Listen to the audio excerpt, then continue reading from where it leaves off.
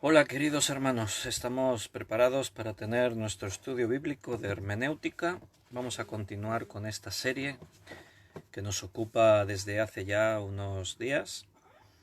Creo, si no recuerdo mal, que sería el quinto estudio hoy acerca de hermenéutica. Llevamos varias series a la vez y cada día a las 8 de la tarde estamos juntos a través de este directo de Facebook. Estamos estudiando también acerca de la oración, estamos estudiando acerca de la iglesia, pero hoy nos toca hermenéutica. Así que espero que hayas venido dispuesto a estudiar y a ver qué es lo que el Señor nos quiere decir. Vamos a continuar en el material, los que estáis siguiendo este material que os facilité por archivo de texto. Si estáis siguiendo esto, pues estaríamos al final de la página 7. Estaríamos terminando de ver acerca de un texto dentro de su contexto. Y hoy hemos titulado el estudio una interrogación. ¿Se puede juzgar? Así hemos titulado el estudio. ¿Se puede juzgar?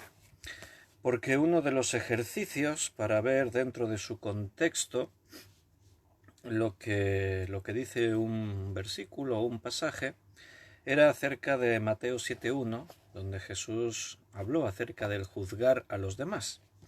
Entonces, para ver si interpreto bien la Biblia, deberíamos tener una respuesta a esta pregunta. ¿Se puede juzgar?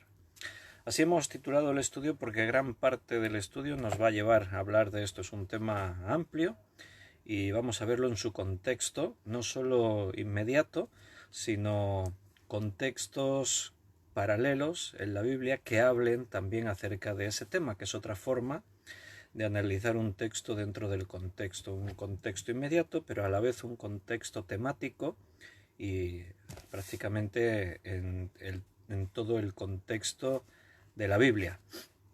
Entonces, pues bueno, vamos a ver. Haremos una oración y nos ponemos en las manos del Señor y dejamos que Él nos guíe en este tiempo, en este estudio. Oramos. Muchas gracias, Señor, por esta nueva oportunidad que nos das. Te agradecemos que tú estás con nosotros siempre. Tú nunca nos dejas, no nos abandonas. Tú velas por nuestras almas, nuestra vida. Para ti somos muy importantes, nos lo has demostrado con ese amor inmenso que tú has derramado en nuestros corazones, el regalo de la salvación inmenso a través de ese sacrificio de Jesús por nosotros.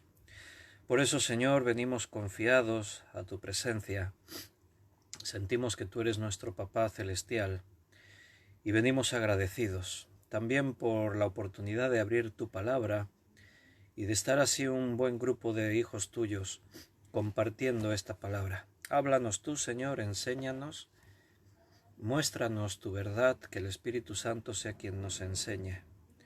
Dependemos de ti para todo, Señor, así que estamos ahora pidiéndote tu dirección y te agradezco por cada uno de los hermanos queridos que están ahora también conectándose o que lo van a escuchar más tarde. Quédate con cada uno de ellos, bendícelos, guárdalos y danos sabiduría, Señor, para entender todo lo que viene de ti. Te lo pedimos muy agradecidos y siempre en el nombre de nuestro Señor Jesucristo. Amén. Amén, hermanos. Bueno, justo hace un momentito Javi, que administra la página de YouTube de la iglesia, me estaba diciendo que ahora mismo hay 117 vídeos de estudios, que son los vídeos pues que hemos dado desde el 17 de marzo hasta ahora. Ahí hay 117 vídeos. Tenemos alimento espiritual recibido y a disposición. Ahí podemos volver a mirar en la palabra del Señor cada vez que necesitemos volver a escuchar pues un mensaje de los que ya hemos dado. Quedan ahí ya para cada uno que quiera escuchar. Y bueno, veo los saludos de Paco y Rosario, también de Máximo. Estoy leyendo tu saludo, Máximo. Me alegro de saber de ti, hace tiempo que no nos vemos. Muchas bendiciones para ti y tu familia. Y Juan Vázquez, también estoy leyendo su saludo. Un abrazo, Juan, que Dios te bendiga. También Javi, veo tu saludo. Un abrazo, Javi, que Dios te bendiga. Y ahí está el saludo de Alina. Muy bien. Pues vamos a abrir la Biblia en el texto que hay, la materia que tenemos acerca de la hermenéutica. Vamos a abrirla en ese texto de Mateo 7.1. Mateo 7.1.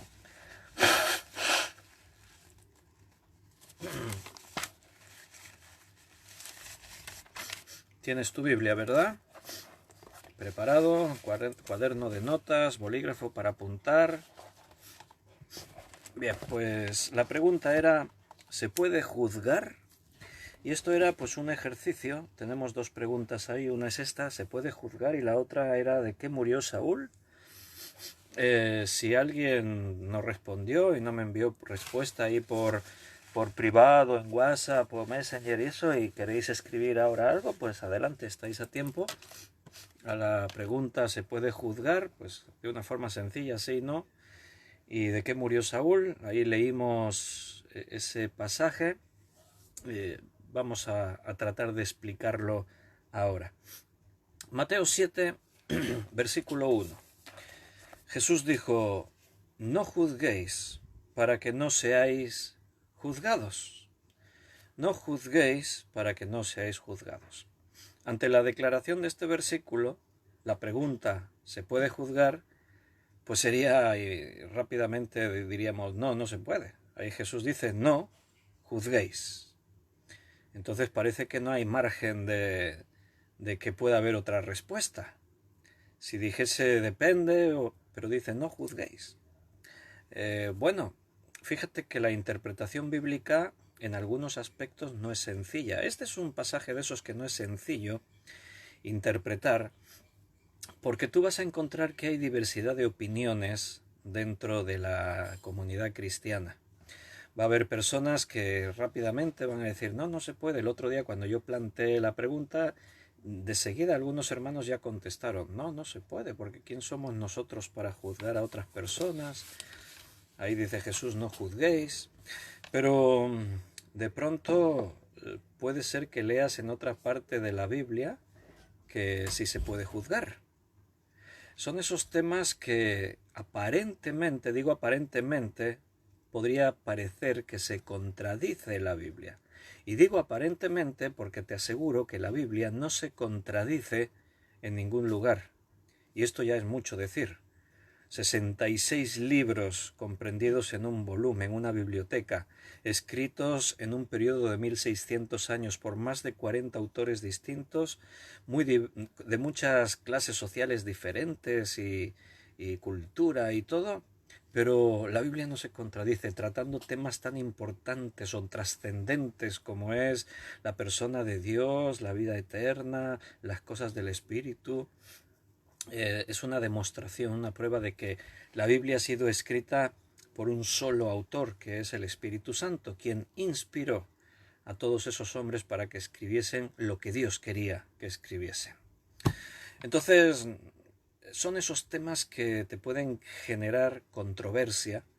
Si se puede, no se puede, ¿qué podemos decir? Vamos a estudiarlo en profundidad y así tendremos una respuesta.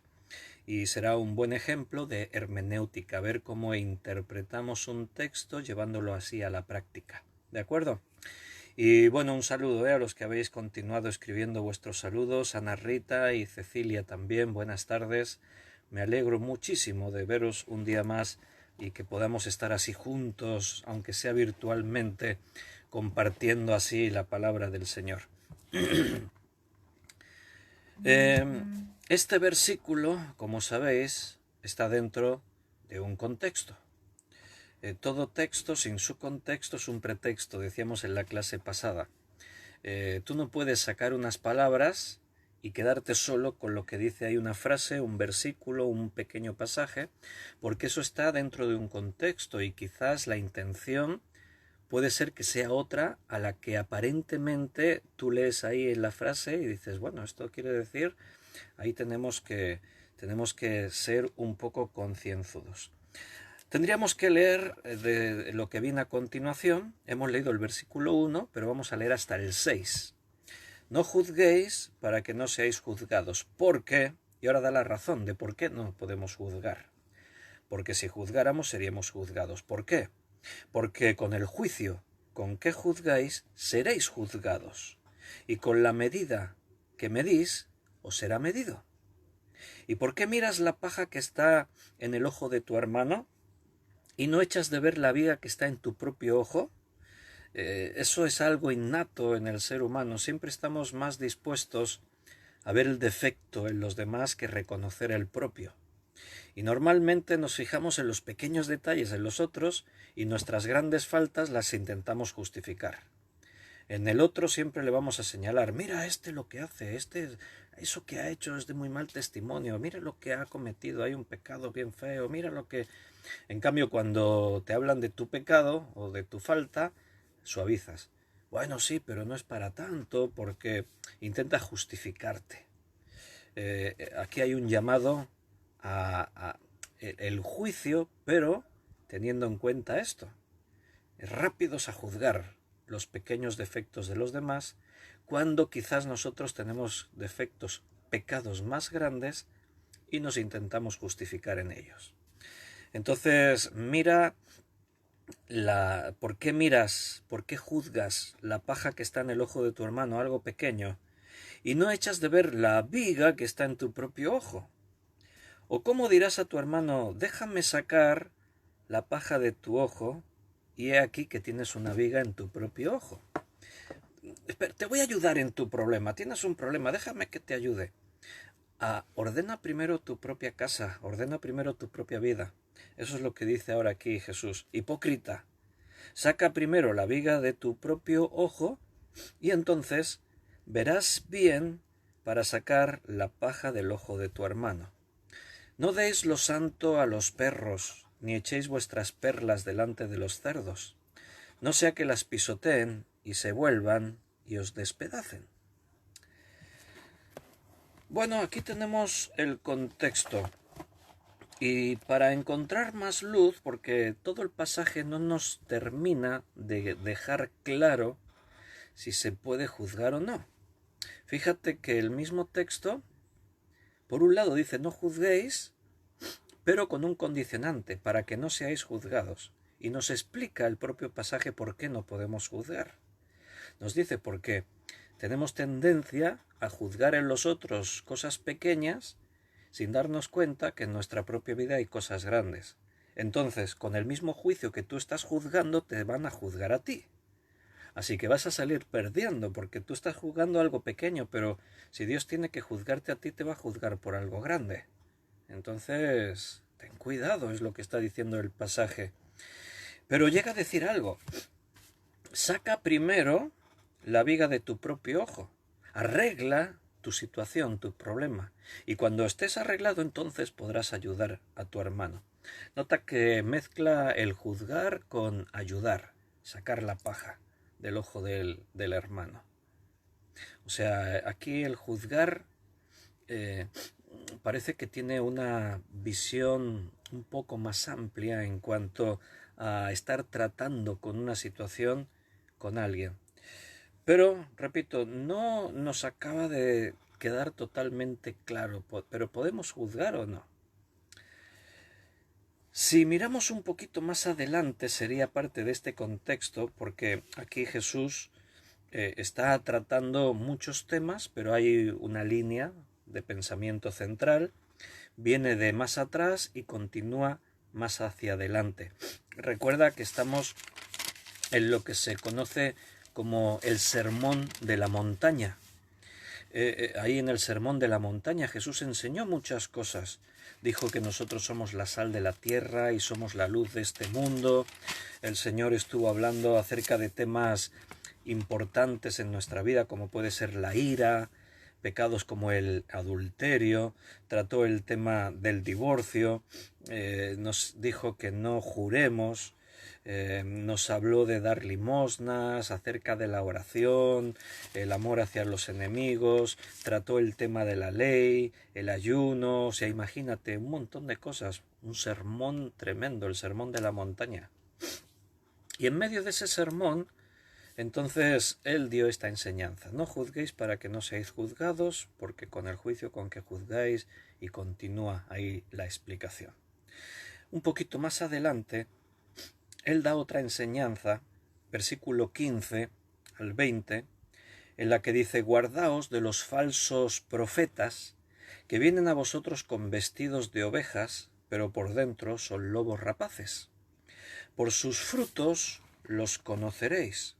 ¿Acaso se recogen uvas de los espinos o higos de los abrojos? Así todo buen árbol da buenos frutos, pero el árbol malo da frutos malos. No puede el buen árbol dar malos frutos, ni el árbol malo dar frutos buenos. Todo árbol que no da buen fruto es cortado y echado en el fuego. Así que por sus frutos los conoceréis. Bueno, ¿no te parece una forma de juzgar, someter a juicio los frutos de una persona? ¿Qué estás haciendo cuando tú observas los frutos, las obras, lo que hace una persona? ¿Qué es lo que haces cuando, al observar lo que una persona hace y decidir si lo que está haciendo es bueno o es malo, acaso no estás juzgando? ¿No es una forma de juzgar? Pregunto. Jesús está enseñando esto y está diciendo: para conocer si una persona es buena o mala, o sea, es cristiana o no lo es, aquí está usando la metáfora del árbol. Un árbol bueno no da frutos malos, igual que un árbol malo no da frutos buenos. Por sus frutos los conoceréis. O sea, es nuestra tarea observar la vida de los que nos rodean. Y cuando tú observas cómo se comportan las personas, entonces tú vas a saber dónde está cada persona. Eso es una forma de juzgar. Si yo estoy observando lo que una persona hace y, como dice ahí Jesús, veo que sus frutos, sus obras son malas, estoy diciendo lo que éste hace es malo. Claro, ¿en qué criterio me baso para decir lo que hace es bueno o es malo?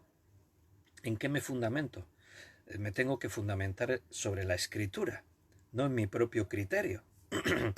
Porque mi opinión puede ser respetable, pero a lo mejor también me estoy equivocando. Quizás me pasa la enseñanza anterior del versículo 1. Estoy juzgando a mi hermano y estoy viendo ahí, estoy tratando de ver cuál es mi motivación a la hora de tratar de juzgarle. Estoy tratando de ver los pequeños detalles cuando no me doy cuenta que en mi propia vida hay pecados más grandes que tendría que ordenar primero antes de estar pendiente ahí de los otros. Fíjate que en todo esto se nos mezclan un montón de cosas. No hay una respuesta fácil. ¿Se puede juzgar? Sí. ¿Se puede juzgar? No. No es una respuesta fácil porque hay muchos matices que comprender. Primero es la motivación. ¿Por qué tratas de observar lo que hace alguien? ¿Qué es lo que te lleva a decir, bueno, este es un pecador, lo que está haciendo es malo, sus frutos son malos? ¿Qué es lo que buscas con eso? ¿Qué es lo que pretendes?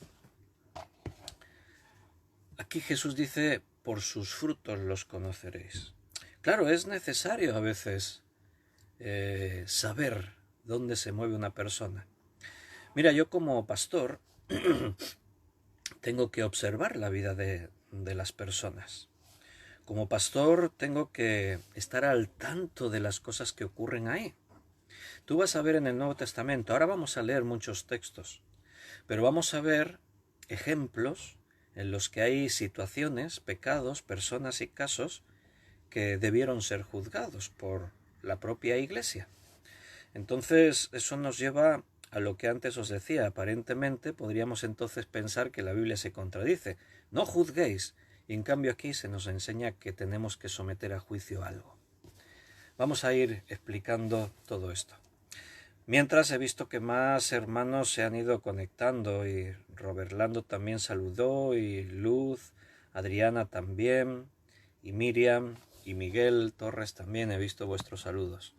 Un saludo para todos. Vamos a ver en Proverbios capítulo 31 versículo 9.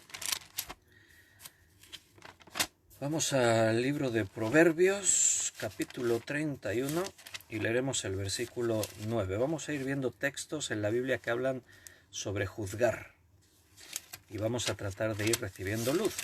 Tenemos un texto, Mateo 7.1, que dice: no juzguéis para que no seáis juzgados, y ya hemos visto su contexto inmediato.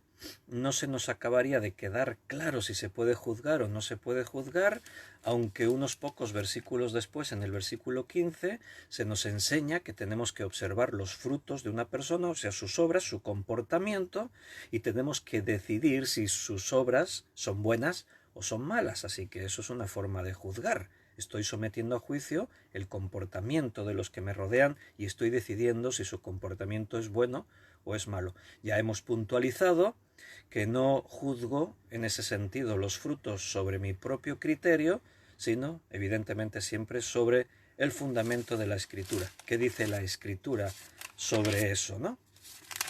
Bien, vamos a leer Proverbios 31, versículo 9.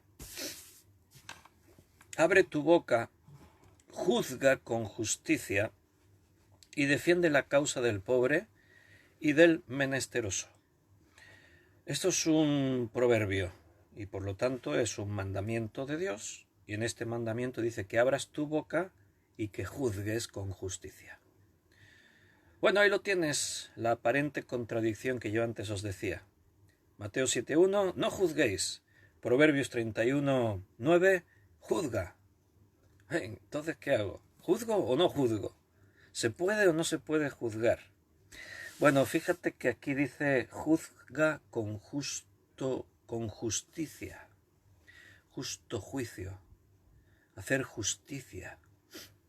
Mira, hay algo que nosotros tenemos que nos viene de Dios directamente, porque Dios es un Dios justo, Dios es amor, Dios es el Dios de paz, Dios es el juez justo, perfecto. Entonces, ese saber discernir entre lo justo y lo injusto es algo que Dios nos ha dado. Lo hemos recibido directamente de Él. Nosotros tenemos la capacidad de sentirnos mal ante la injusticia. Cuando tú ves algo injusto, entonces reaccionas pues con enfado, con sensaciones negativas. ¿Por qué? Porque es normal. Si tú ves que se comete una injusticia, lo natural es que reacciones, porque tenemos la esencia de saber lo que es justo y lo que es injusto. Y cuando tú estás viendo algo y estás diciendo eso es injusto, estás juzgando, que es lo que aquí dice en Proverbios 31.9. Abre tu boca, juzga con justicia y defiende la causa. Mira, vamos a ir viendo, porque nosotros tenemos un problema al leer Reina Valera o al leer traducciones al castellano. Recuerda que la Biblia está escrita en hebreo, arameo y griego. El arameo es un idioma que, aunque no es el idioma natural de los hebreos, es un idioma muy cercano al hebreo. Arameo y hebreo tienen muchas cosas en común, pero es un idioma que, por causa de cuando Israel es llevado cautivo, se mezclan, viven en tierras extranjeras, los imperios que los invaden. Entonces el arameo fue uno de estos idiomas importados que se estableció también en el pueblo de Dios, en las tierras bíblicas, y sucedió que las nuevas generaciones habían descuidado el hebreo y habían adquirido arameo. Por eso hay algunos de los libros o los profetas escribieron en arameo y necesitaron traducción, traducción para los que sí hablaban hebreo, porque era el idioma que de pronto ahora están dominando más el pueblo de Dios. Entonces, hebreo, arameo y griego son tres idiomas que son muy peculiares, muy ricos en expresiones, y cuando tú tienes que traducir de ese idioma al castellano, te encuentras con el inconveniente de ¿y qué palabra pongo? Porque en el hebreo, para hablar de juzgar, hay unas cuantas palabras. Pero en el castellano decimos juzgar y ya está. Y esa misma palabra nos sirve para todos los matices, las formas. Pero los hebreos no. En el hebreo tienen diferentes palabras para hablar de juzgar, diferentes formas de juzgar. Y ahí está la clave de poder interpretar todos los textos en los que se habla de juzgar. Y está la solución a la pregunta, entonces, ¿juzgamos o no? ¿Por qué Mateo 7.1 dice no juzguéis y Proverbios 31.9 dice que juzguemos? Y otros pasajes que vamos a ir viendo. Alguno puede decir no juzgues y otros dice juzga. Entonces, ¿en qué quedamos? Porque en hebreo no es la misma palabra. El traductor tradujo al castellano por juzgar porque no hay otra palabra así más acertada, pero nosotros necesitamos usar la hermenéutica, interpretar, para saber a qué se refiere exactamente el texto cuando dice no juzguéis o cuando dice juzga. ¿Me voy explicando? ¿Sí? Aquí en Proverbios 31.9, la palabra hebrea se referiría a hacer justicia. Es una forma de juzgar, porque cuando tú ves a alguien que ha sufrido un agravio, cuando tú ves que alguien ha tenido que experimentar que alguien se aprovechó de él o lo que sea, entonces tú estás juzgando un caso determinado y vas a hacer justicia. Seguro que te viene a tu mente el caso de Salomón. A Salomón le venían con todo tipo de problemas y Salomón tenía que juzgar. Moisés igualmente le venían de todo tipo de personas a consultar, a preguntar, y tenía que estar juzgando los hechos que le traía. De tal manera que llegó un momento en que era imposible atender tantos casos y tuvo que nombrar ayudantes para que estuviesen ahí ayudando a la hora de ministrar a la gente, ¿no?, en sus necesidades. ¿Te acuerdas, no?, del caso de Salomón, de las dos mujeres que llegaron ante Salomón y vinieron con un bebé? Cada una de ellas tenía un hijo, un bebé, pero uno de los dos bebés murió mientras dormían. La madre, sin darse cuenta, lo asfixió, se echó sobre él y murió. Y ahora las dos se pelean por el bebé que está vivo. Las dos dicen, no, este es mi bebé, el que se murió era de la otra. Entonces ninguna se quería quedar sin un hijo. Para ellas era muy importante tener un hijo. Para la madre verdadera, más todavía, porque era su verdadero hijo. La otra, la falsa, era la que estaba intentando, he perdido a mi hijo, por lo menos me quedo con este, y dentro del mal, por lo menos no me quedo sin hijo. Y entonces vienen a Salomón con el caso. ¿Cómo lo saben? No habían tomado huellas dactilares, no había un DNI. Las dos decían, este es mi hijo. Y entonces Salomón lo piensa un segundo y le dice al soldado Cabelli, déjame tu espada, parte al niño por la mitad. Y ya que están las dos discutiéndose que quieren al mismo niño, pártelo por la mitad y le das la mitad a cada una. La reacción por impulso natural de la verdadera madre saltó como un resorte. El hecho de por una milésima de segundo haber pensado ver a su hijo partido por una espada, no tuvo ni que pensarlo. Reaccionó por impulso y no le hagáis eso al niño, dádselo a ella que se lo quede como hijo. Pero no le hagáis eso al niño. Entonces Salomón dice, esta es su verdadera madre, dadle el hijo a ella. Salomón juzgó un hecho complicado, y como otros muchos. La gente se maravillaba de la sabiduría de Salomón. Ahora te pregunto, ¿crees que es posible que entre los muchos juicios que Salomón juzgó a las personas y problemas, se pudo equivocar en alguno? Imagínate en este caso, parte al niño por la mitad. y las dos mujeres se tardan en reaccionar y el soldado va y parte al niño por la mitad. No era la intención de Salomón. Él quería descubrir quién es la verdadera madre. Yo me he preguntado en los muchísimos casos que Salomón tuvo que juzgar, ¿será posible que se equivocara en alguno? Era muy sabio, dice que no había un hombre más sabio que él. Entonces, bueno, en principio quizás no, pero es humano equivocarse. Puede ser que se equivocara. Mira a nuestros jueces, mira el sistema de justicia que tenemos nosotros en nuestros países.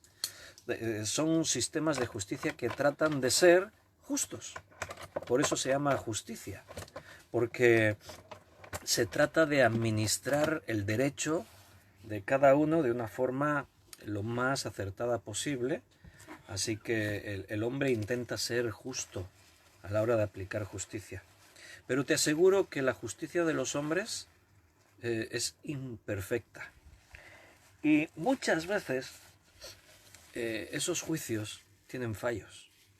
No hay un sistema judicial perfecto. Se cometen errores. A veces a un culpable le tienen que dejar libre. A veces un inocente está en prisión. De hecho, por ahí hay estadísticas que dicen que un porcentaje, ahora no recuerdo cuánto, pero un porcentaje significativo dice que de personas que están en prisión y que con toda probabilidad son inocentes. Y ahí están. De tanto en tanto se conoce algún caso. Este hombre llevaba 20 años en prisión y de pronto ocurrió algo y se demostró que era inocente. Y estaba en la cárcel 20 años. El sistema de juzgar es imperfecto, pero creo que estamos de acuerdo en que es necesario que haya policía, que haya leyes, que haya jueces, que se juzgue a las personas. ¿Estás de acuerdo con eso? Es natural, es normal, es algo que se entiende. Vamos a ver otro texto, Primera de Corintios, capítulo 2. Primera carta a los Corintios, capítulo 2, leeremos el versículo 15 y 16. Primera de Corintios 2, 15 y 16. Dice así: En cambio, el espiritual juzga todas las cosas, pero él no es juzgado de nadie. Porque ¿quién conoció la mente del Señor? ¿Quién le instruirá? Mas nosotros tenemos la mente de Cristo. Bien, aquí está hablando del hombre natural, el hombre que no percibe las cosas del Espíritu, o sea, es el hombre que no ha nacido de nuevo y no es hijo de Dios. Y está hablando del hombre espiritual, hace un contraste entre el hombre natural, que no tiene a Dios en su vida, y el hombre espiritual. Y dice, de pronto dice, pero el hombre espiritual juzga todas las cosas, y lo dice como algo positivo. O sea, un creyente tiene que juzgar todas las cosas. Juzga todas las cosas, pero él no es juzgado de nadie. Tú no puedes ser juzgado. Dios es el que es el juez justo y él es el que juzga todas las cosas, pero los demás no nos pueden juzgar. Porque ¿quién conoció la mente del Señor? ¿Quién le instruirá? ¿Alguien le puede decir a Dios, hazlo así, que será mejor? O no. Pero nosotros tenemos la mente de Cristo. Lo que antes te decía, si nosotros tenemos que juzgar los frutos de las personas, por sus frutos los conoceréis, ¿sobre qué me voy a fundamentar para ese juicio? Bueno, sobre la palabra de Dios. Tenemos la mente de Cristo. Amén. Mira, vamos a ir clarificando, como te he dicho, diferentes palabras en el hebreo y en el griego para hablar de juzgar. Aquí, cuando dice que el espiritual juzga todas las cosas, la palabra griega es así: anacrino. Anacrino con K de kilo, o sea, sería A-N-A-K de kilo, R-I con acento N-O. Anacrino. Esa palabra anacrino significa, literalmente vendría a significar escudriñar, determinar, interrogar. El traductor tuvo que decir qué palabra uso, porque tiene que limitarse a poner una palabra. No puede hacer un comentario bíblico. Tiene que traducir un texto. Entonces, si anacrino significa varias cosas en el castellano, como escudriñar, determinar, interrogar, estás sometiendo así a juicio algo, la única palabra que tienes en el castellano es juzgar. Entonces el espiritual juzga todas las cosas. Pero recuerda, en el griego es anacrino. En cambio, si comparamos esto con otro versículo que habla de juzgar, como puede ser primera carta de Juan, capítulo 4 y versículo 1, vamos a ir un momentito allí. Primera de Juan 4:1, dice ahí: amados, no creáis a todo espíritu, sino probad los espíritus si son de Dios, porque muchos falsos profetas han salido por el mundo. Aquí la palabra probad tiene que ver con juzgar, perfectamente podría haber puesto juzgar a los espíritus si son de Dios, pero ha utilizado la palabra probad, que son sinónimas. Cuando tú juzgas algo, cuando tú estás probando algo, tiene que ver una cosa con otra. Aquí la palabra probad en el griego es dokimazo. Dokimazo significa examinar, saber distinguir, someter a prueba. O sea, aquí el hecho de probad tiene quizás más amplitud el significado que en castellano yo entendería por probar una cosa. Aquí es probar algo pero con una intención, saber distinguir. Son los espíritus. ¿Este espíritu viene de Dios o este espíritu viene del diablo? ¿Cómo lo puedo saber? Tengo que juzgarlo, tengo que probarlo, tengo que dokimazo, examinarlo, saber distinguir, tengo que someter a prueba para determinar qué clase de espíritu es. ¿Es un espíritu con una intención de engañar, de sacar partido, de aprovecharse de algo? Tenemos que someter a un criterio para determinar qué. Tenemos que aprender a saber qué hay ahí, ¿vale? Pero vamos a ver un ejemplo distinto ahora de los dos que hemos visto. Santiago, capítulo 4, versículo 11 y 12. Santiago 4, 11 y 12. Hermanos, no murmuréis los unos de los otros. El que murmura del hermano y juzga a su hermano, murmura de la ley y juzga a la ley. Pero si tú juzgas a la ley, no eres hacedor de la ley, sino juez. Uno solo es el dador de la ley, que puede salvar y perder, pero tú, ¿quién eres para que juzgues a otro? Bien, aquí juzgar está quedando claro que es algo que no nos corresponde a nosotros. ¿Quién soy yo para juzgar? ¿Puedo yo juzgar a mi hermano? Si estoy juzgando a mi hermano, es como juzgar la ley. Y yo no soy hacedor de la ley, yo no soy juez, dice. Yo no soy el que hizo la ley, yo no soy el juez. Uno solo es el dador de la ley. Es quien puede salvar o perder, pero tú, yo, ¿quién eres para juzgar a otro? Y aquí es muy interesante la palabra que aparece, porque es distinta a las otras dos que hemos visto. Hemos visto juzgar allí en 1 Corintios anacrino. Hemos visto en 1 Juan que la palabra probata ahí significaría examinar, hacer, distinguir, someter a prueba, sería la palabra dokimazo. Y aquí las diferentes veces en las que aparece juzgar o juzga o juzgas o las diferentes formas es la palabra crino. K-R, K de kilo, R, I con acento, N-O. Crino.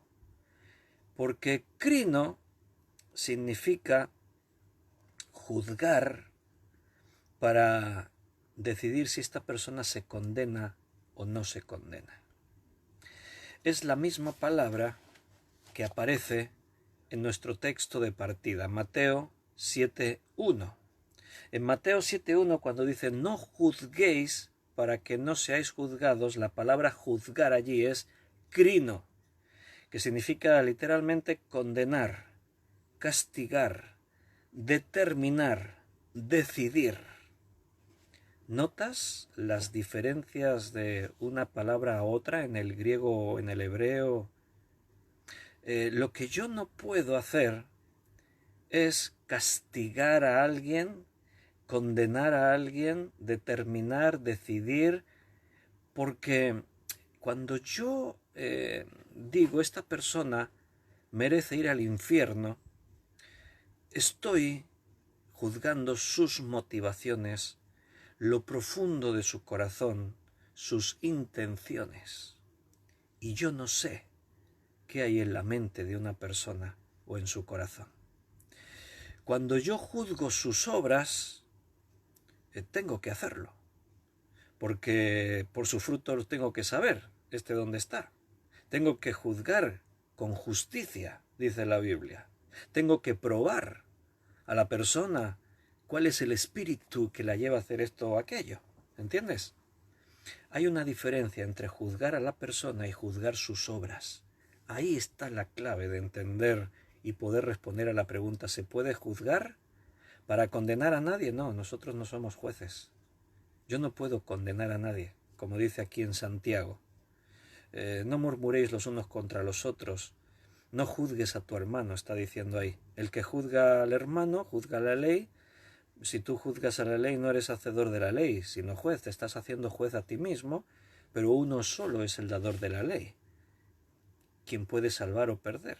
Pero tú, ¿quién eres para juzgar? Yo no puedo determinar por qué una persona ha hecho esto o ha hecho aquello. Yo tengo que juzgar el acto de lo que ha hecho. Que al final eso es lo que hace la justicia. Para la justicia es muy complicado interpretar la motivación de la persona. Se juzga, las motivaciones, la justicia humana también juzga, porque por ejemplo hay un asesinato, se utilizan varias palabras para determinar qué tipo de crimen ha sido. Puede ser un crimen, un asesinato, puede ser un homicidio, y después hay aún matices. Por ejemplo, te pueden hablar de un homicidio o un asesinato con alevosía o con premeditación. O sea, no es lo mismo que hay una pelea, estamos ahí en un sitio y de pronto nos peleamos, a ti se te va la ira por las nubes, te descontrolas, coges a la otra persona y la matas. Acabas de cometer un homicidio. Pero ha sido todo espontáneo, ha sido por el momento. Eso es distinto a que tú has matado a alguien, pero llevabas planeando el crimen días, semanas, meses, lo calculaste todo, preparaste el escenario del crimen, tomaste medidas, te buscaste coartadas, etcétera, etcétera, y entonces vas y asesinas a la persona. Hubo premeditación, eso es más grave.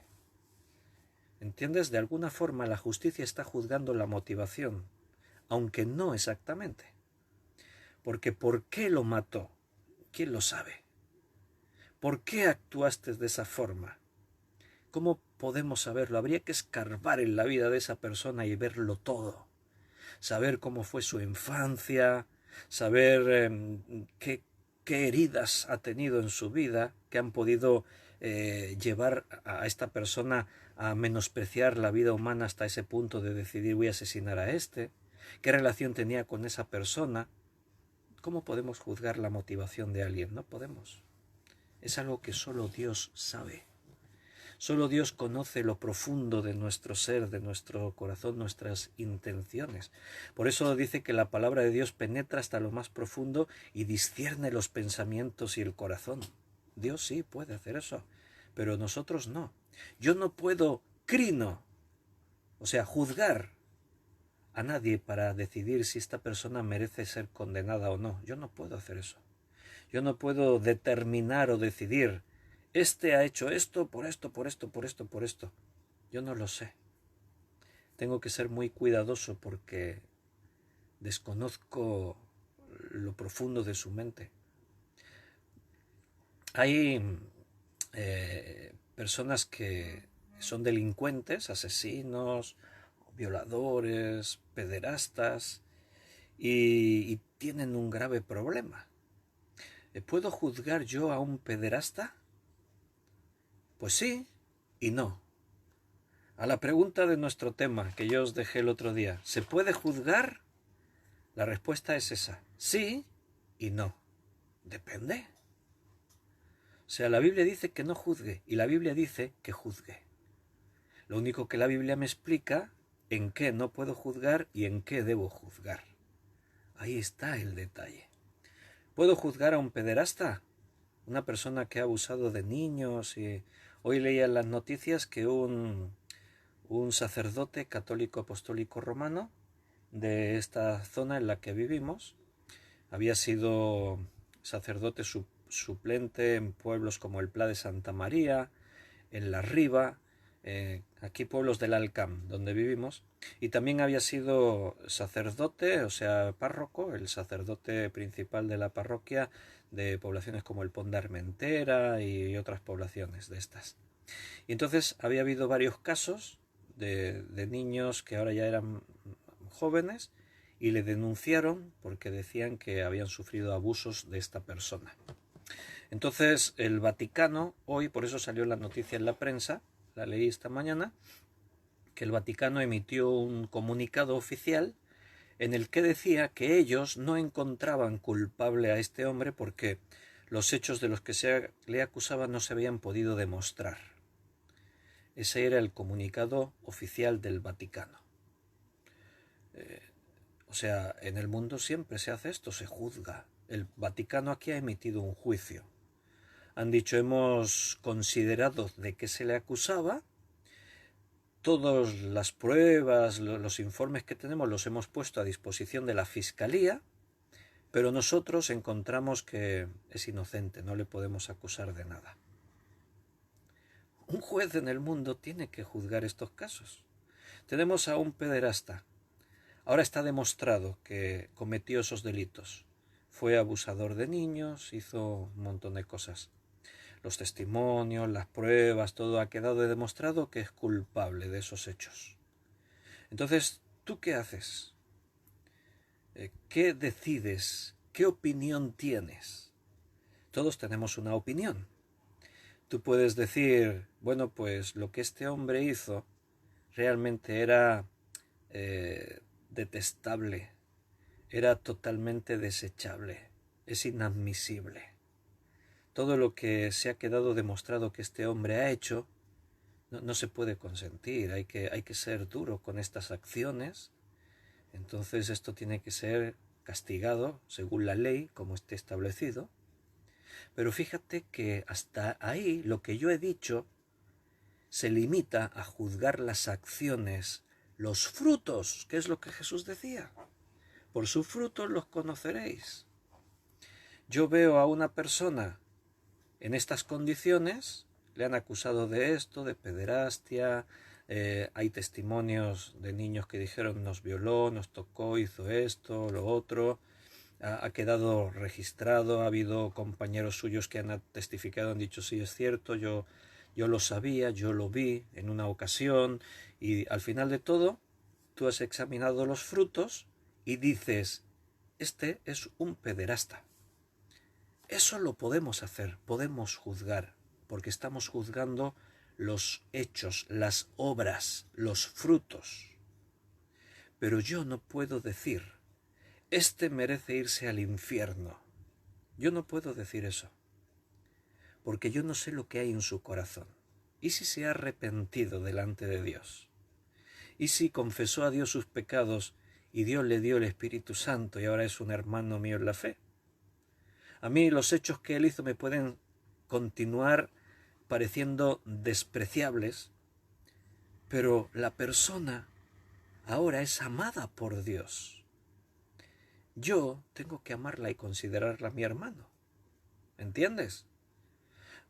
La diferencia entre juzgar frutos, acciones, hechos de alguien, obras, y juzgar a la persona en sí mismo. Yo no sé por qué este es un pederasta, no lo sé. Quizás cuando él era niño y fue educado en un colegio de religiosos, también lo violaron a él. Igual sufrió abusos y eso le llevó a una inestabilidad emocional, psíquica, en su educación sexual, en todo. Y todo eso, las heridas internas surgieron, y cuando ahora él es adulto se ha convertido en lo que le hicieron a él, él también es un violador ahora. Yo no lo sé, entonces no puedo juzgar a la persona. Dios es el que juzga, porque Él sí sabe las motivaciones y las intenciones más profundas, las intenciones del corazón. Él lo sabe todo. Pero nosotros no, por eso no podemos juzgar a las personas. Eso nos lleva a las confusiones que hay dentro de la iglesia. Si yo veo a un hermano que ha cogido algo que no es suyo, y de pronto otro día esa persona vuelve a estar relacionada con una desaparición de algo que no le pertenece, y de pronto alguien le vio, es que yo vi a este que estaba cogiendo esto que no era de él, se le sorprende infraganti, entonces si yo le digo a esta persona, oye, eres un ladrón, y él me contesta, no me juzgues, tú no eres quien para juzgarme. La Biblia dice que no se puede juzgar. ¿Qué crees? ¿Qué decimos a eso? ¿Tiene razón él? ¿O tengo derecho yo al decir eres un ladrón? Lo estoy juzgando. Pero volvemos al mismo punto. ¿Qué es lo que estoy juzgando? ¿A la persona o a sus obras? Mira, si yo veo a una persona caminando por la calle así haciendo eses, se va de un lado para otro, difícilmente se mantiene en pie, me acerco a él para preguntarle si necesita ayuda y de pronto al hablarme me viene un olor a alcohol, digo, este se ha bebido, yo qué sé lo que se ha bebido. Sus palabras casi no las articula, balbucea, no mantiene los ojos abiertos. Entonces yo de pronto le digo, ¿estás borracho? Acabo de hacer un juicio. Acabo de juzgar, según los frutos, lo que yo he observado, su forma de andar, el olor que me dio su aliento, la forma de hablar, el hecho de que lleva en la mano una botella de whisky, ya casi vacía. Entonces yo, reuniendo toda la información que veo, digo, estás borracho. Si él me dice, no me juzgues, es absurdo porque está claro que está borracho. Si yo te pongo un animalito aquí delante que hace miau, tiene 4 patas, una colita así muy graciosa, sus bigotitos así, y yo digo, esto es un gato. ¿Crees que sería natural que el gato dijese, no me juzgues? Estamos haciendo un juicio. En realidad, cuando tú dices, mira, un perro, acabas de hacer un juicio. Observando todas las características, tú has determinado que ese animal es un perro. Eso es normal. Nosotros todos los días, en nuestra vida, a diario, hacemos un montón de juicios distintos.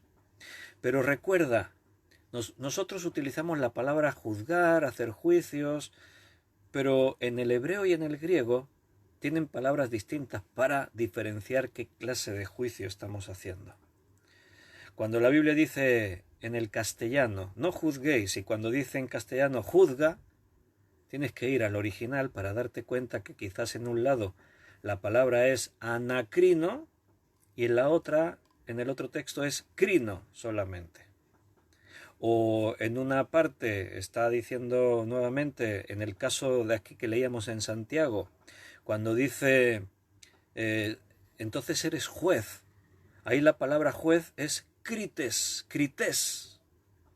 o sea, un juez, alguien que determina la ley, la aplica, la administra, crites, el que utiliza la justicia para determinar, ¿vale? Pero la cosa no se queda ahí, aún hay más palabras, vamos a ver más ejemplos. Primera de Corintios 14. Esto es un trabajo de investigación, como puedes notar. La Biblia tiene esas partes más básicas que son fáciles de entender para todos y después hay niveles así más profundos que necesitamos, como decía Jesús, escudriñar, cavar hondo, significa la palabra escudriñar en el griego, para poder llegar a tener la luz completa de lo que quiere decir la Escritura. Primera de Corintios 14, 29, dice, asimismo los profetas hablen 2 o 3 y los demás juzguen. Ese es un mandamiento. O sea, cuando tú estás en la iglesia y alguien está predicando, cuando tú ahora estás escuchándome a mí enseñar acerca de la Biblia, escúchame bien, tú me tienes que juzgar lo que estoy diciendo. Eso es lo que aquí la palabra de Dios ordena. Viene del contexto de lo que el otro día estábamos estudiando, los dones espirituales, el hablar en lenguas. El otro día estudiamos un poquito así, no demasiado, pero nos metimos un poquito en este pasaje. Si habla alguno en lengua extraña, sea esto por 2, a lo más 3, y por turno uno interprete. Si no hay intérprete, calle en la iglesia, hable para sí mismo, para Dios. Asimismo los profetas hablen 2 o 3 y los demás que juzguen. O sea, la Biblia dice que tienes que juzgar. En este caso, ¿qué es lo que se juzga? Al profeta. Su motivación es esta, este no merece seguir vivo, hay que enviarlo al infierno ya, este está... No, yo no sé por qué él hace eso, o hace lo otro, o hace aquello. Yo tengo que juzgar lo que él está diciendo, yo estoy escuchando. Y tengo que juzgar lo que dice. Yo tengo que escuchar, y si de pronto ese dice, porque hay muchas maneras de poder salvarse y llegar hasta Dios, entonces yo tengo la obligación de decir, cállate mentiroso, eso es falso, eres un falso profeta. No estoy juzgando la motivación de por qué él hace esa declaración, estoy juzgando lo que él ha dicho, sus obras. Y la Biblia me lleva a que tengo que hacer eso. Vosotros escucháis y juzgáis.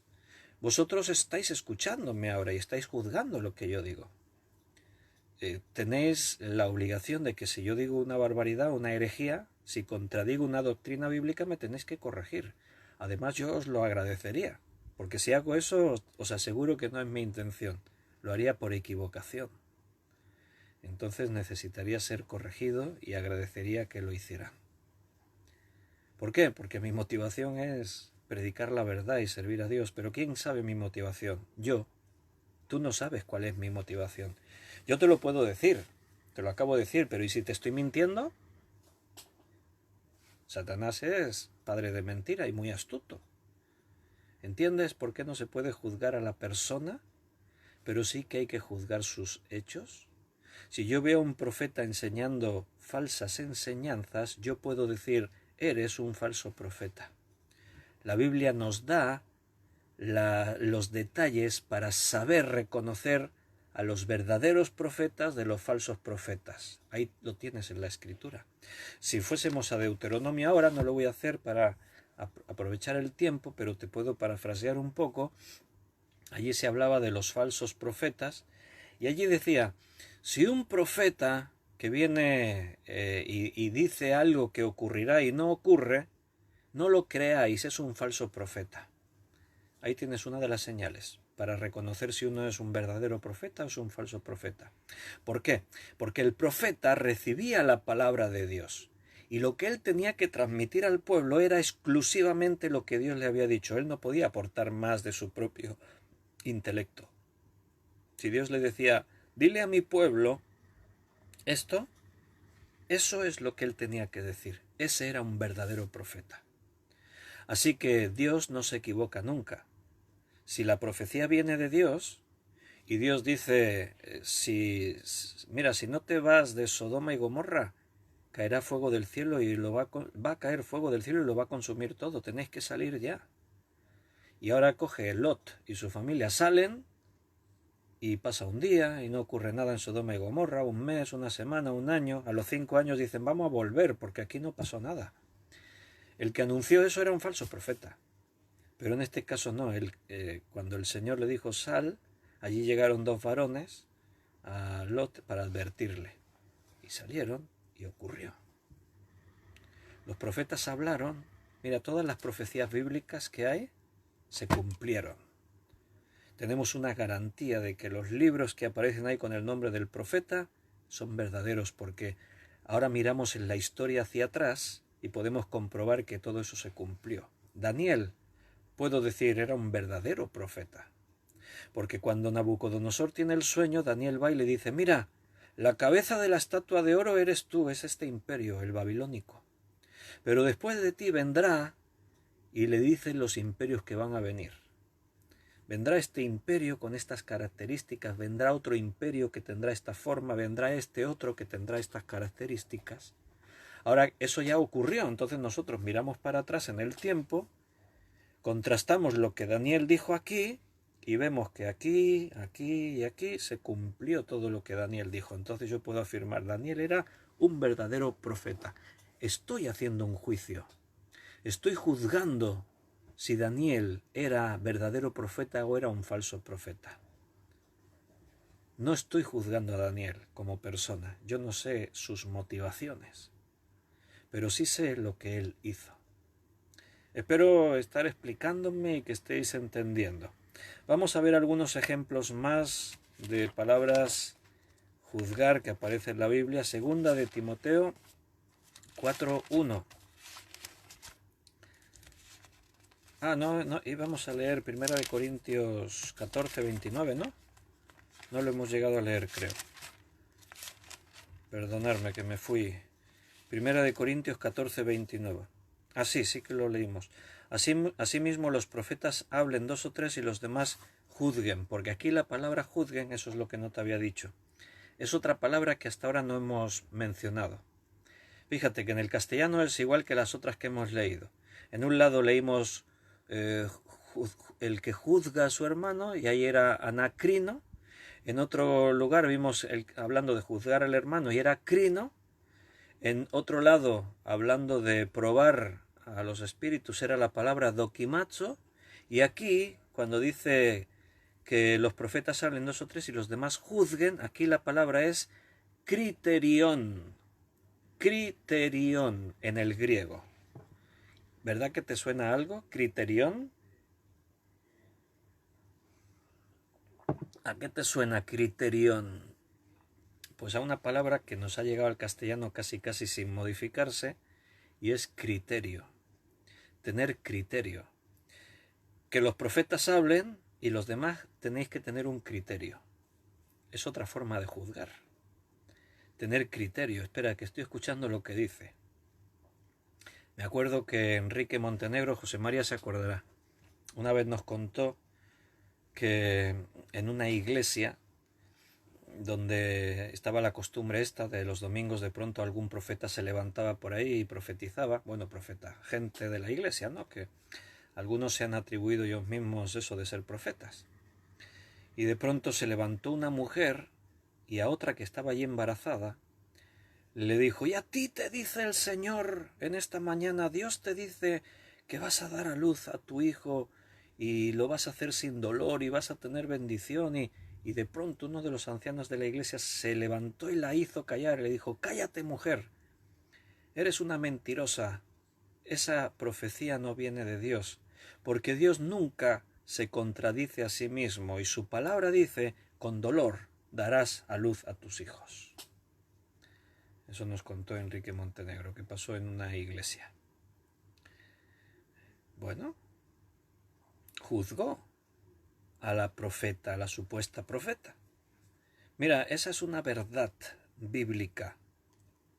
Nunca vendrá una profecía que contradiga algo de lo que Dios dijo en su palabra. Nunca. Porque Dios no se contradice. Y la palabra de Dios no quedó anticuada. Jesús dijo, todas las cosas pasarán, pero mi palabra no pasará. Él llegó a decir, ni una coma, ni una tilde, nada quedará sin que se cumpla de la palabra. La palabra de Dios es eterna, hoy tiene el mismo valor que entonces. Por eso nadie puede levantarse hoy en la iglesia y decir algo que contradiga algo de lo que la Biblia ya dijo. El tal es un falso profeta. Y estamos juzgando lo que él dijo, sus frutos. Criterión. Tenemos un criterio. ¿Y cómo hemos llegado a una conclusión a través de ese criterio? Sometiendo a juicio lo que él dijo a la luz de la Escritura. Vale, ahora sí, vamos a leer en 2 de Timoteo 4:1. Bueno, hoy alguno está contento, por ahí que le estoy dando un montón de palabras griegas.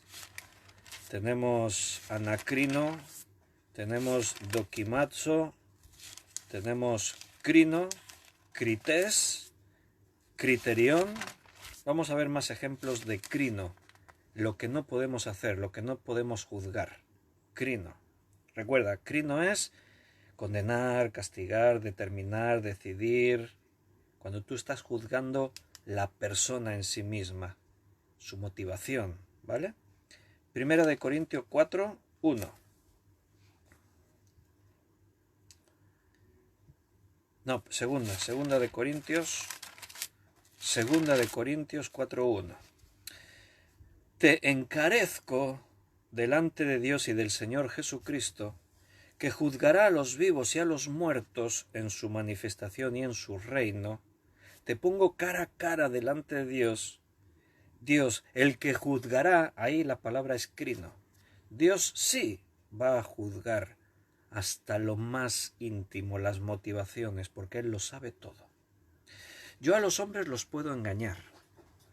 Hay gente que son unos artistas mintiendo. Algunos merecen todos los Oscars de la Academia, se los merecen llevar ellos porque son unos intérpretes buenísimos, engañan a cualquiera. Pero a Dios no se le puede engañar, hermano. Yo puedo dar una apariencia de ser una persona buena, de las acciones que hago son acciones que buscan el bien, pero a lo mejor mis intenciones son otras. ¿Quién lo puede saber? Nadie. Solo el Espíritu del hombre que está en él sabe las cosas del hombre.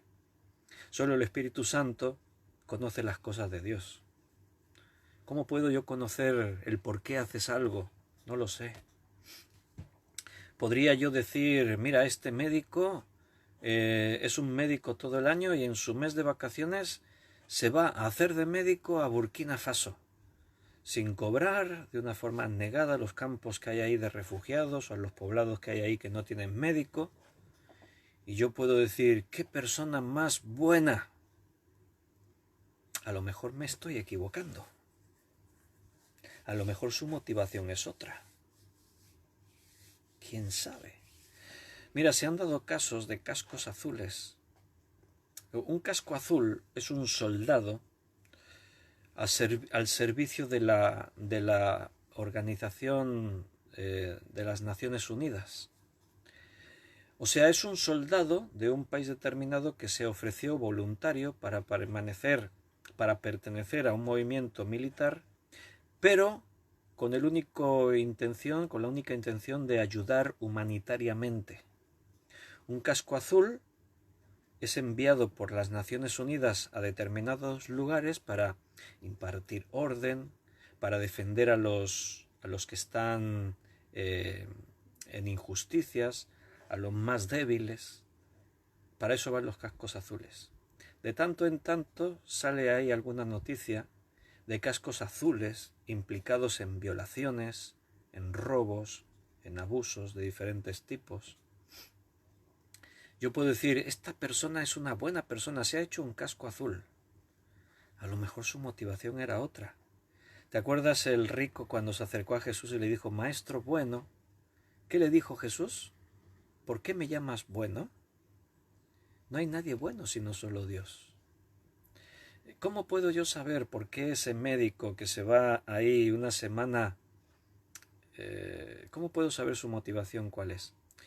Yo puedo reconocer su acto y decir, esa es una buena acción.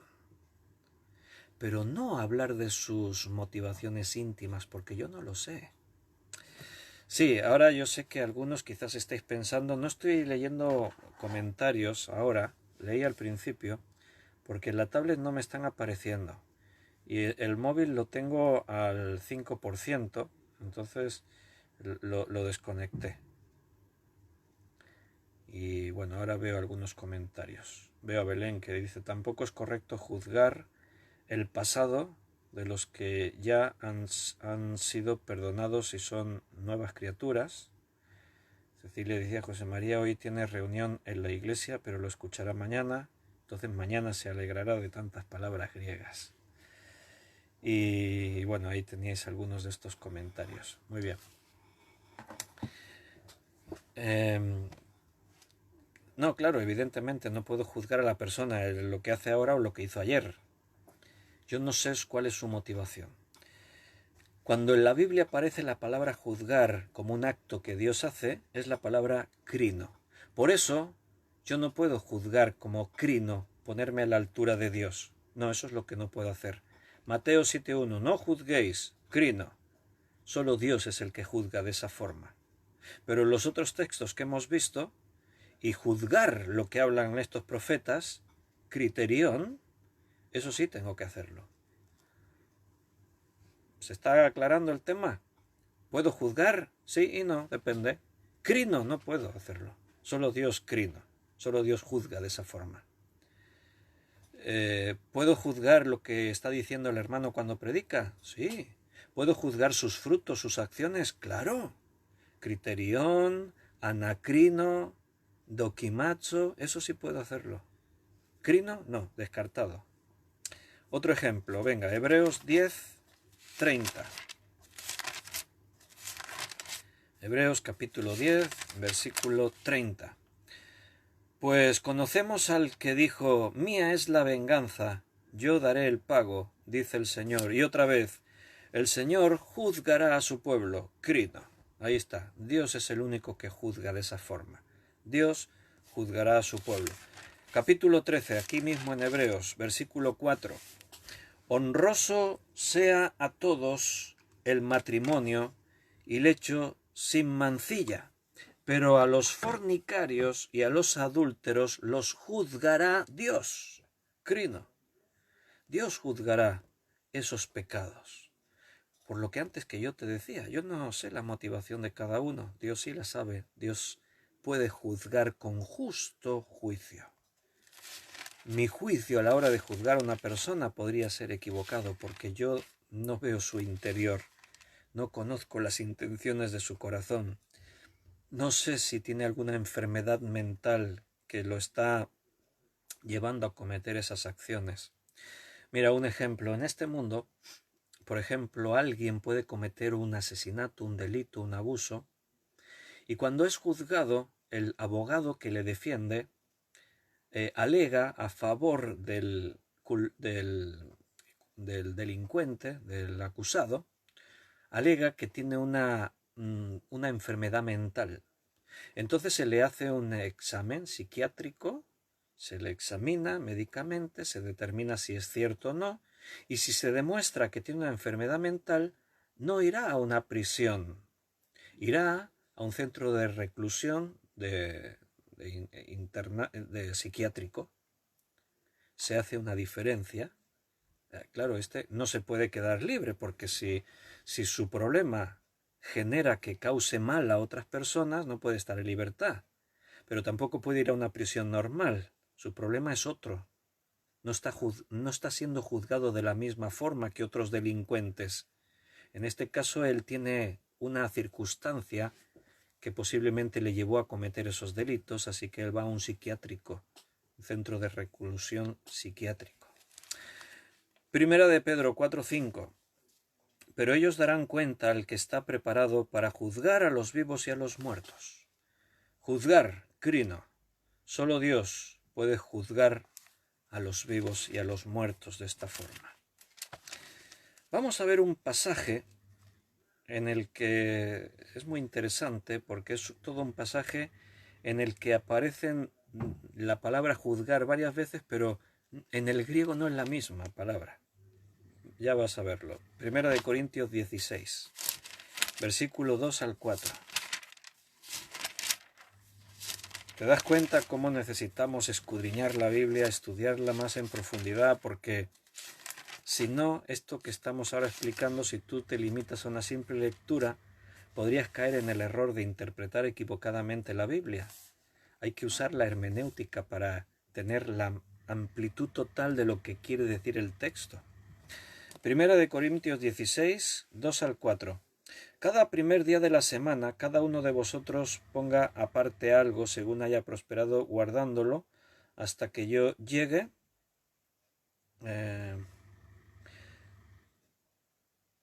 Y cuando yo llegue, no se recojan entonces ofrendas, y cuando haya llegado, a quienes hubiere designado por carta, estos enviaré para que lleven vuestro donativo. No, este no es el pasaje que quiero leer. A ver.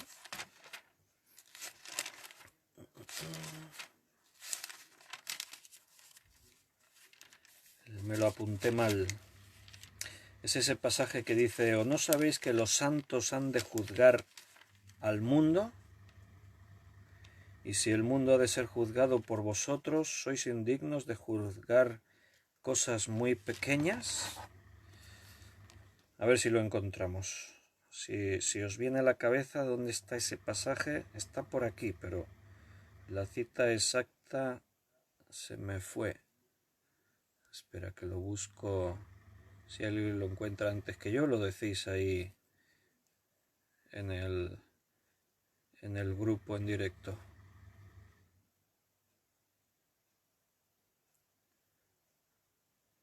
Es un pasaje muy interesante porque en el mismo pasaje aparece varias veces la palabra juzgar. Sí, es 1 de Corintios 6. Yo puse 16, me equivoqué. 1 de Corintios 6. Sé que estaba ahí en Corintios, pero ahora mismo no sabía el capítulo exacto. Muy bien. 1 de Corintios 6, 2 al 4.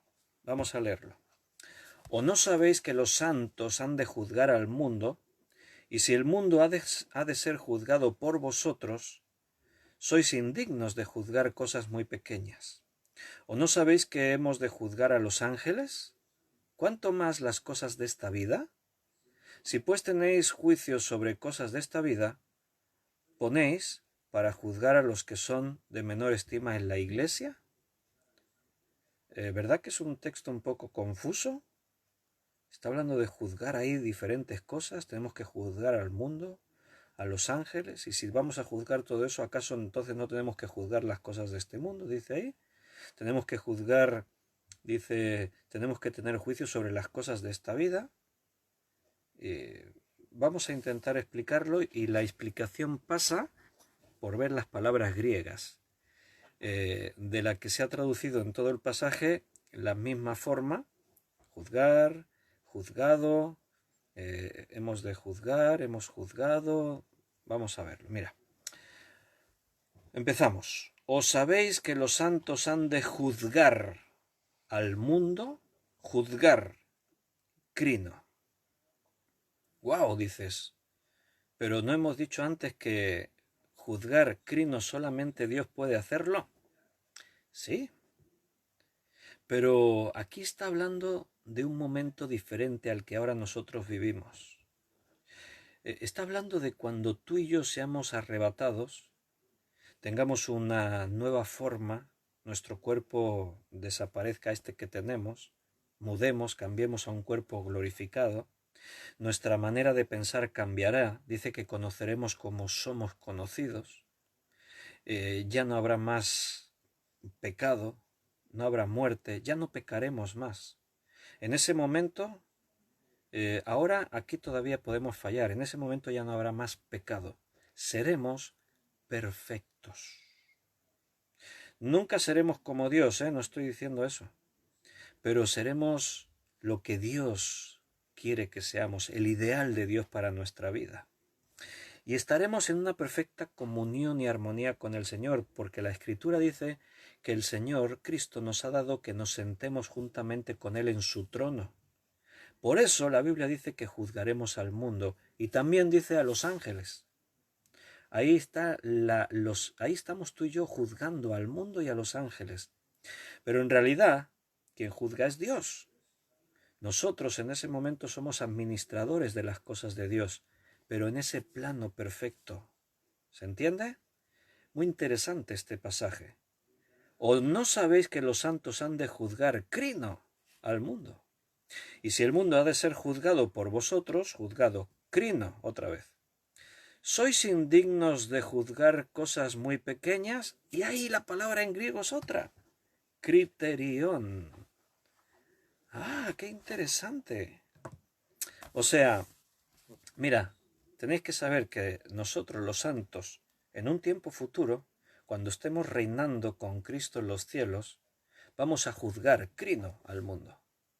Y si el mundo ha de ser juzgado crino por nosotros, por vosotros, entonces, ¿acaso no sois indignos de juzgar cosas muy pequeñas? ¿Acaso no tenemos que juzgar las cosas de este mundo? ¿Acaso no tenemos que criterion Ahora no crino, ahora no juzgamos crino. Ahora juzgamos criterión, tener un criterio. Juzgar las palabras, los hechos, los frutos, las obras. Sigue el pasaje. ¿O no sabéis que hemos de juzgar a los ángeles? Y ahí otra vez es la palabra crino. ¿O no sabéis que hemos de juzgar crino a los ángeles? ¿Cuánto más las cosas de esta vida? Si pues tenéis juicios, y ahí otra vez vuelve a ser criterión, porque está hablando de dos líneas de juicio. Lo que será en un futuro cuando ya no tengamos este cuerpo de muerte que ahora tenemos, cuando ya no estemos en la carne que es débil, cuando estemos en la perfecta y absoluta armonía y comunión con Dios, nuestra mente estará fundida con la mente de Dios. Habrá una comunión perfecta, una plenitud total en el Espíritu Santo. En esa condición y en ese momento Dios nos ha puesto para juzgar crino al mundo. Él es el juez supremo, nosotros somos el canal por el cual está Él haciendo ese juicio. Pero cuando habla de juzgar cosas en la tierra y asume que tenemos que juzgar cosas en esta tierra, la palabra no es crino, es criterión. ¿Por qué? Porque estamos juzgando las obras, los frutos, las palabras, los hechos. Cuanto más las cosas de esta vida, si pues tenéis juicios, criterión sobre cosas de esta vida, podéis para juzgar, y aquí la palabra juzgar es otra, catsizo, es otra palabra que hasta ahora no habíamos dicho. Podéis para juzgar, estoy en el versículo 4. ¿Ponéis para juzgar a los que son de menor estima en la iglesia? O sea, aquellos que son de menos estima en la iglesia los pongo para que juzguen. Y ahí la palabra es nueva, hasta ahora no la habíamos visto. Catsizo. K de kilo, A, D de dedo, S y con acento Z, O. Catsizo. Y esa palabra catsizo significa sentarse o hacer sentar, establecer, designar lo que vendría a ser jueces de este mundo, un juez de profesión en este mundo. ¿Ponéis para juzgar a los que son de menor estima en la iglesia? No. Los que tienen que juzgar en la iglesia tienen que ser personas con madurez, con responsabilidad, con autoridad. ¿Quiénes son los que tienen que juzgar en la iglesia? Jueces de profesión, catsizo. ¿Te das cuenta? En 4 versículos aparece la misma palabra crino repetida veces, muchas veces. Aparece la palabra criterión 2 veces cuando se refiere a juzgar las cosas del mundo. Y aparece la palabra catsizo refiriéndose a los que se ponen, se establecen o se nombran para que administren esa justicia, para que juzguen. Bueno, hermanos, espero que el tema haya quedado más o menos claro, porque es un poco así confuso, pero creo que el Espíritu Santo nos ha dado sabiduría y luz para explicarlo y para comprenderlo. Resumiendo, ¿se puede juzgar? Sí y no. Depende. ¿De qué estamos hablando? ¿Crino? No, no se puede. Crino solo le corresponde a Dios. Dios juzga, porque está juzgando a la persona, su motivación, lo que hay en su corazón, sus intenciones. ¿Nosotros podemos juzgar? Sí. Criterión, anacrino, dokimazo, y podemos considerarnos catsizo. Podemos juzgar a las personas. No es que podemos, es que debemos juzgar a las personas en lo que dicen, en lo que hacen, en sus acciones. De hecho, se hace constantemente, desde el gobierno de la iglesia o el pastor, en la familia. El padre juzga lo que ha hecho un hijo, si está bien, si no está mal, y en base a eso aplica una disciplina. Siempre estamos juzgando cosas. En este mundo juzgamos, se puede y se debe juzgar, pero no juzgamos personas, sus motivaciones, sus intenciones. Eso le pertenece a Dios. Amén, hermano. Y déjame que respondamos a la otra pregunta, ¿de qué murió Saúl? Porque es muy fácil responderlo. Tenéis un texto ahí en la escritura, segundo libro de Samuel, capítulo 1, versículo 10, pero es un texto muy interesante para ilustrar la hermenéutica y ver que no te quedes solo con lo que lees ahí de pronto, porque puedes equivocarte en la interpretación. Tienes que leer la Biblia en su contexto. Y segundo libro Samuel, capítulo 1, versículo 10, tiene un contexto. La pregunta, ¿cómo murió Saúl? Vamos a leer desde el versículo... voy a ir al versículo 2. Al tercer día sucedió que vino uno del campamento de Saúl, rotos sus vestidos y tierra sobre su cabeza, y llegando a David se postró en tierra e hizo reverencia. Y le preguntó David, ¿de dónde vienes? Y él respondió, me he escapado del campamento de Israel. Y David le dijo, ¿qué ha acontecido? Te ruego que me lo digas. Y él respondió, el pueblo huyó de la batalla y también muchos del pueblo cayeron y son muertos. También Saúl y Jonatán su hijo murieron. Dijo David a aquel hombre que le daba las nuevas, ¿cómo sabes que ha muerto Saúl y Jonatán su hijo? El joven que le daba las nuevas respondió, casualmente vine al monte Gilboa, y allí a Saúl que se apoyaba sobre su lanza, y venían tras él carros y gentes de a caballo, y mirando él hacia atrás me vio y me llamó, y yo dije, heme aquí, y me preguntó, ¿quién eres tú? Y le respondí, soy Amalecita. Él me volvió a decir, te ruego que te pongas sobre mí y me mates, porque se ha apoderado de mí la angustia, pues mi vida está aún toda sobre mí. Yo entonces me puse sobre él y le maté, porque sabía que no podía vivir después de su caída. Y tomé la corona que tenía en su cabeza y la argolla que traía en su brazo y las he traído acá a mi señor. Pregunta, ¿cómo murió Saúl? Respuesta, el que lee este pasaje lo tiene muy claro. Lo mató una Amalecita. Este Amalecita lo mató. Respuesta equivocada. Es falsa. Saúl no murió así. No lo mató una Amalecita. Ah, ¿no? Pues si lo acabamos de leer. Esa es la versión de la Amalecita. El Amalecita tenía una intención. Pensaba que David le iba a recompensar porque Saúl era enemigo de David. Lo perseguía para matarle hacía mucho tiempo. Entonces este vio a Saúl muerto y dijo, ahora le quito la corona, le quito la argolla y digo que lo he matado yo. Y David me recompensará por eso. Bueno, lee cuál fue su recompensa. Te lo dejo ahí para que lo leas. No fue lo que él esperaba. Léelo. Entonces, ¿cómo murió Saúl? Contexto. Vete una página más atrás. Primer libro de Samuel, capítulo 31, versículo del 1 al 6. Los filisteos pues pelearon contra Israel, y los de Israel huyeron de delante de los filisteos y cayeron muertos en el monte de Gilboa. Y siguiendo los filisteos a Saúl y a sus hijos, mataron a Jonatán, a Abinadab y a Malquisúa, hijos de Saúl. Y arreció la batalla contra Saúl, y le alcanzaron los flecheros, y tuvo gran temor de ellos. Entonces dijo Saúl a su escudero, saca tu espada y traspásame con ella para que no vengan estos incircuncisos y me traspasen y me escarnezcan. Mas su escudero no quería, porque tenía gran temor. Entonces, escucha bien, entonces tomó Saúl su propia espada y se echó sobre ella. Y viendo su escudero a Saúl muerto, él también se echó sobre su espada y murió con él. Así murió Saúl en aquel día, juntamente con sus 3 hijos y su escudero, todos sus varones.